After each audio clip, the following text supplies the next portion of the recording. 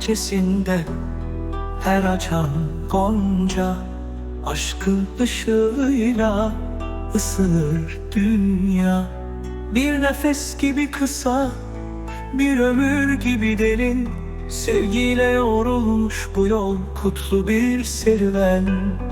Aşkın bahçesinde seninle bir ömür, her nefesinde, her anında sen varsın güzel. Yüreğimde bir şarkı, sözlerimde bir aşk, seninle bu yol bir masal, bir sonsuz nefes. Sözlerinle gülümser yüreğim, bir ışık gibi dokundu her cümlen deyince sevdiğim. Bu gönül bahçesinde sen varsın en güzel çiçek. Aşkla şiirle seninle doluyor her nefesim gerçek. Aşkın bahçesinde seninle bir ömür, her nefesimde, her anımda sen varsın güzel. Yüreğimde bir şarkı, sözlerimde bir aşk, seninle bu yol bir masal, bir sonsuz nefes.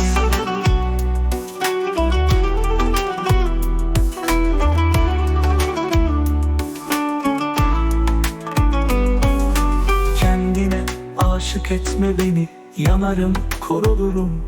Seni görmeyince şair yüreğim susar, ölürüm. Her sözüm bir hasret, her nefesim bir feryat.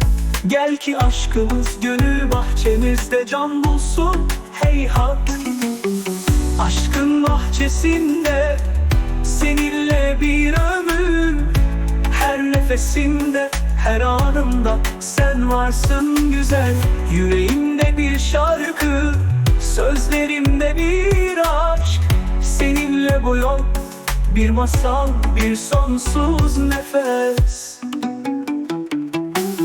Sanalda uzak, belki bir rüya kadar, ama yüreğimde yakın bir nefes kadar. Sevgi feryat, aşk heyhat, sensiz boş bu dünya. Gel ki gönlümüz bir olsun, aşkla dolsun bu rüya. Aşkın bahçesinde seninle bir ömür, her nefesimde, her anımda sen varsın güzel. Yüreğimde bir şarkı, sözlerimde bir aşk, seninle bu yol bir masal, bir sonsuz nefes. Yüreğimde bir çağlayan, sözlerimde bir deniz, sen varsın ya her anım, aşkla yeniden dirilir. Senli benli bu yol bir ömürlük şarkı, yazalım, yaşayalım, aşkla dolsun her anım.